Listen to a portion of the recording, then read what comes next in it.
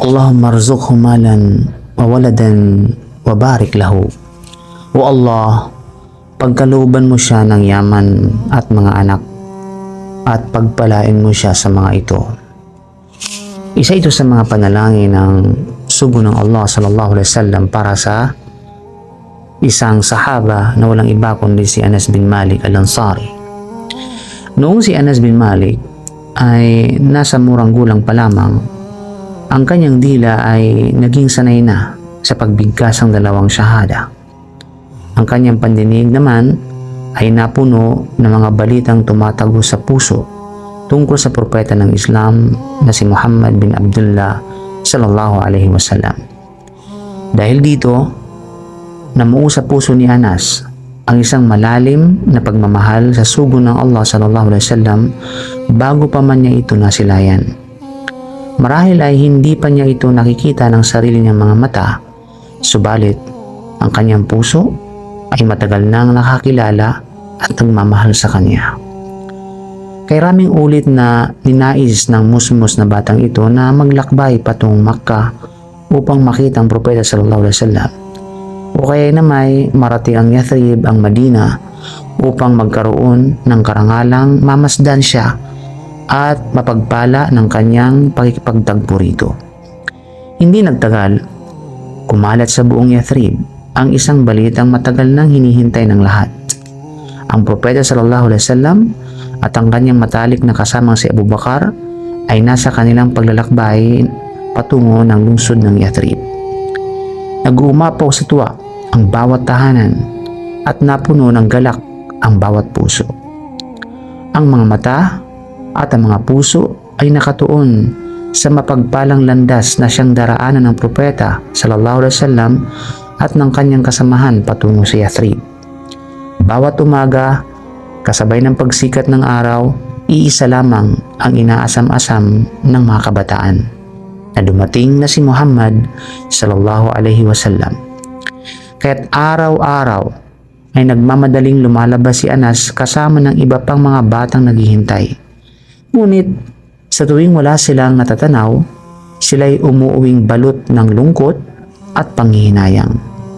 Isang umaga, nang maliwanag na ang kalangitan at sumisikat ng araw, isang lalaki ang sumigaw mula sa Yathrib. Narito na si Muhammad! Dumating na siya kasama ang kanyang kasamahan. Papalapit na sila sa Madina.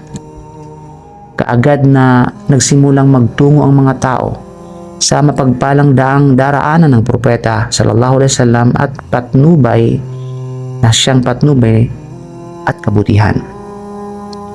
Sila'y nagmadaling nagsilabas ng pangkat-pangkat. Ang mga ibon ay lumilipad sa ibabaw nila na tila mga ulap na naglilim, samantalang ang mga mukha ng maliliit na bata ay nag-uumapaw sa saya, at ang kanilang mumunting mga puso ay halos lumundag sa matinding pananabik.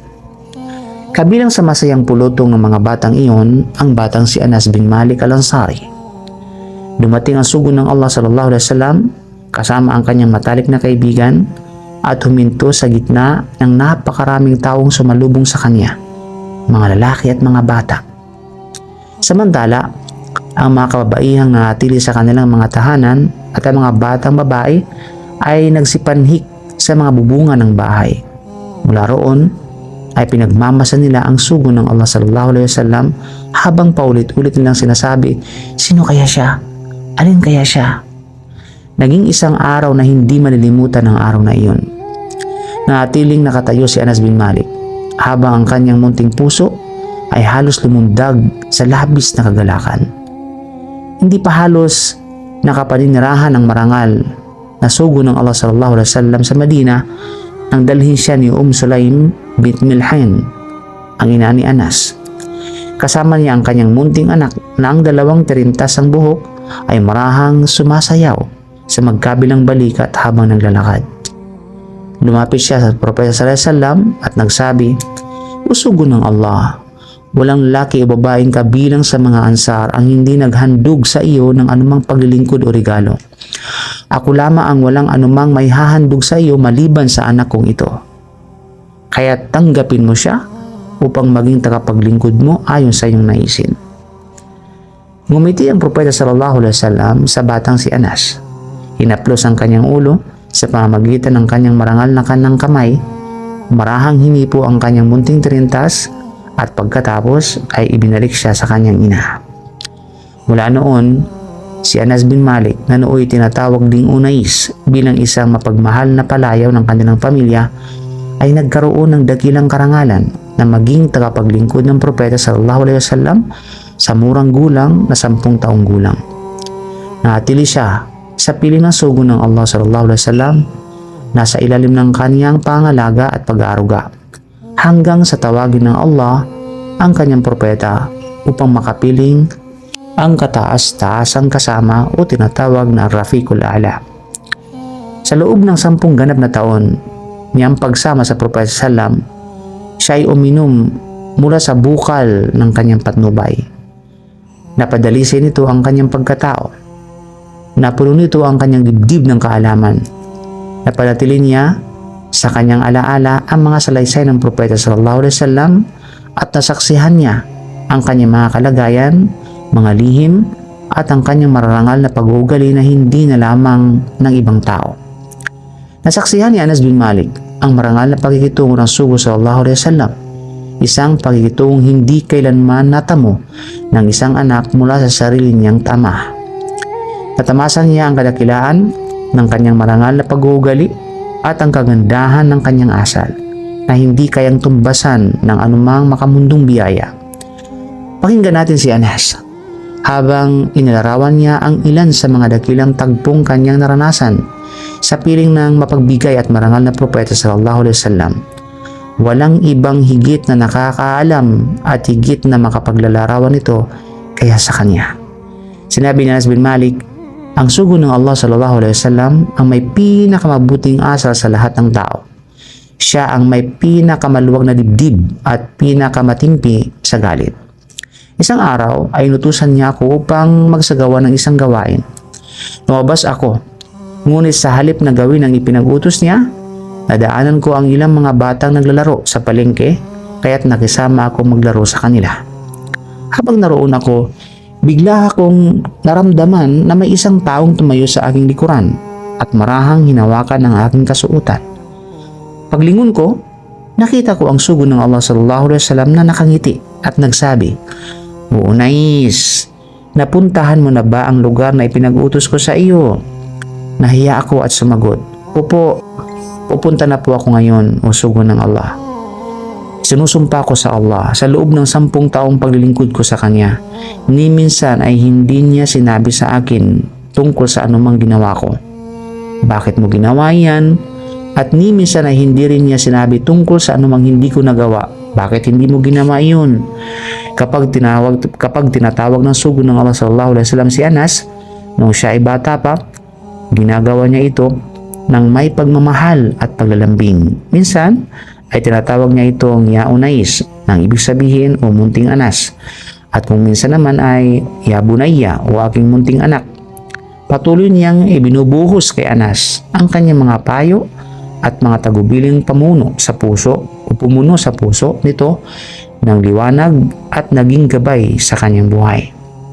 Kabilang sa kanyang mga sinasabi rito ay, "O aking munting anak, kung magagawa mong sumapit ang umaga at ang gabi nang walang anumang paglilinlang o masamang hangarin sa iyong puso laban kanino man, gawin mo iyon." Pagkatapos ay sinabi pa niya, "O aking munting anak, tunay na iyan ay bahagi ng aking sunna, at ang sinumang magmamahal sa aking sunna ay tunay na nagmamahal sa akin, at ang sinumang nagmamahal sa akin ay makakasama ko sa paraiso." At sinabi rin niya, "O aking munting anak, kapag pumasok ka sa iyong tahanan, bumati ka ng salam sa iyong pamilya. Ito ay magiging dahilan ng pagpapala para sa iyo at sa iyong sambahayan." Nabuhay pa si Anas bin Malik ng 82 taon matapos ang pagpanaw ng sugo sallallahu alaihi wasallam. Sa mahabang panahong iyon ay napuno niya ang mga puso ng kaalaman na kanyang natutunan mula sa dakilang propeta sallallahu alaihi wasallam at tinubog niya ang mga isipan sa pamamagitan ng malalim na pag-unawa sa relihiyon. Binigyang buhay niya ang mga puso sa pamamagitan ng pagpapalaganap ng patnubay ng Propeta sallallahu alaihi wasallam sa hanin ng mga sahaba at ng mga tabi'in, at sa pamamagitan ng pagpaparating sa mga tao ng mararangal na pananalita at dakilang mga gawain ng sugo ng Allah sallallahu alaihi wasallam. Sa haba ng kanyang buhay, si Anas ay naging isa sa mga pangunahing sanggunian ng mga Muslim. Tuwing may suliraning hindi nila maunawaan, sa kanya sila lumalapit. At kapag may isang usaping mahirap maunawaan sa batas ng Islam, sa kanila ito ipinauunawa. Halimbawa nito, may ilang tao na nagsimulang magtalo hinggil sa pagpapatunay ng haud. Ang ibig sabihin, ang lawa ng Propeta sallallahu alaihi wasallam sa araw ng pagkabuhay na mag-uli. Kaya't lumapit sila kay Anas upang magtanong. Sinabi niya, "Hindi ko inakala na hahaba pa ang aking buhay hanggang sa makita kong ang mga taong tulad ninyo ay nagtatalo patungkol sa haud. Wala akong iniwang sala na hindi ko ipinananalangin sa Allah na pagkalooban ang mga magsasagawa nito ng pagkakataong makainom mula sa lawa ng sugo ng Allah sallallahu alaihi wasallam." Nanatiling nabubuhay si Anas bin Malik na ang alaala ng sugo ng Allah sallallahu alaihi wasallam ay laging kasama niya sa bawat sandali ng kanyang buhay. Napakalaki ng kanyang kagalakan sa araw na unan niyang nakita ang Propeta sallallahu alaihi wasallam, at napakatindi rin naman ng kanyang dalamhati sa araw na siya ay pumanaw. Madalas niyang pambanggitin ang pangyayaring iyon. Pasigasig niyang sinusundan ang bawat gawa at salita ng Propeta sallallahu alaihi wasallam. Minamahal niya ang minamahal nito at kinasusuklaman niya ang kinasusuklaman nito. Madalas niyang sabihin na may 2 araw na hindi niya malilimutan kailanman. Ang araw na unan niyang nakatagpo ang sugo ng Allah sallallahu alaihi wasallam, at ang araw na tuluyan silang naghiwalay dahil sa kanyang pagpanaw. Kapag naalala niya ang unang araw, napupuno siya ng ligaya at tila nakalalanghap ng mabangong halimuyak. Ngunit kapag sumasagi sa kanyang isipan ay ikalawang araw, siya ay napapabuntong hininga, napapaluha at umiiyak hanggang sa mahabag sa kanyang mga tao. Madalas din niyang sabihin, "Nakita ko ang sugo ng Allah sallallahu alaihi wasallam sa araw na siya ay dumating sa amin, at nasaksihan ko rin siya sa araw na siya ay kinuha ng Allah. Walang 2 araw na magkatulad sa 2 araw na iyon." Kaya't sa araw ng pagdating niya sa Madina, tila nagliwanag ang bawat bagay sa lungsod. At sa araw na siya ay malapit ng pumanaw at bumalik sa piling ng kanyang Panginoon, tila nagdilim naman ang lahat ng bagay. Ang huling pagkakataong nasilayan ni Anas ang Propeta sallallahu alaihi wasallam ay noong umaga ng Lunes, nang bahagyang itinaas ang sugo ng Allah sallallahu alaihi wasallam ng ang tabing ng silid ni Aisha. Namalas niya ang kanyang maringal na mukha na tila isang bukas na pahina ng mushaf sa taglay nitong ningning at kagandahan. Samantalang ang mga tao ay nakahanay sa sala sa likuran ni Abu Bakar. Sila'y napalingon sa kanya at halos mawala ng katahimikan sa matinding tuwa. Kaya't sininyasan sila ni Abu Bakar ay pagpatuloy ang kanilang pagdarasal. Nang maglaon sa araw ding iyon, pumanaw ang sugo ng Allah sallallahu alaihi wasallam. Hindi na muling nakakita si Anas ng isang tanawing higit na maganda kaya sa kanyang marangal na mukha, ni ng isang tanawing higit na nakapanlulumo kaya sandaling siya ay inilibing sa kanyang libingan. Ang sugo ng Allah sallallahu alaihi wasallam ay maraming ulit na nanalangin para kay Anas bin Malik. Isa sa kanyang mga panalangin ay, "Allahumma rzuqhu malan wa waladan wa barik lahu." O Allah, pagkalooban mo siya ng yaman at mga anak at pagpalain mo siya sa mga ito. Tinugon ng Allah ang kataas-taasan ang panalangin ito ng kanyang propeta sallallahu alaihi wasallam. Si Anas ay naging isa sa pinakamayamang tao sa hanin ng mga Ansar at pinagpala rin siya ng napakaraming supling. Umabot pa sa panahong nasaksihan niya ang kanyang mga anak at mga apo na lumampas sa 100 ang bilang nito. Pinagpala rin ng Allah ang kanyang buhay hanggang sa siya ay umabot sa ganap na 100 taon at higit pa rito ng 3 taon. Lubos ang pag-aasa ni Anas sa pamamagitan unang syafaa ng sugo ng Allah sallallahu alaihi wasallam sa araw ng pagkabuhay na maguli. Madalas niyang sabihin, umaasa akong makatagpo ko ang sugo ng Allah sallallahu alaihi wasallam sa araw ng pagkabuhay na maguli at sasabihin ko sa kanya, o sugo ng Allah, ito ang iyong munting tagapaglingkod na si Anais. Nang dapuan si Anas bin Malik ng karamdaman na naging sanhi ng kanyang pagpanaw, sinabi niya sa kanyang mga pamilya, turuan ninyo akong bigkasin ang La ilaha illallah Muhammadar Rasulullah. Patuloy niyang iniuulit ang dakilang salitang ito hanggang sa siya ay nalagutan ng hininga. Nag-iwan din siya ng isang habilin na siya ay ilibing kasama ng isang maliit na patpat na minsang ipinagkaloob sa kanya ng sugo ng Allah sallallahu alaihi wasallam. Kaya't inilagay iyon sa pagitan ng kanyang giliran at ng kanyang kasuotan habang siya ay inililibing. Maligaya si Anas bin Malik al-Ansari sa lahat ng biyayang ipinagkaloob sa kanya ng Allah subhanahu wa ta'ala. Namuhay siya sa ilalim ng pangangalaga at pag-aaruga ng pinakadakilang sugo sallallahu alaihi wasallam sa loob ng 10 ganap na taon. Naging pangatlo siya sa mga sahaba na may pinakamaraming naisalaysay na hadith, kasunod si Nina Abu Hurairah at Abdullah bin Umar. Naway gantimpalaan siya ng Allah, gayon din ang kanyang inang si Sulaim al-Ghumaysa ng pinakamainam na gantimpala alang-alang sa Islam at sa mga Muslim. Allahumma amin.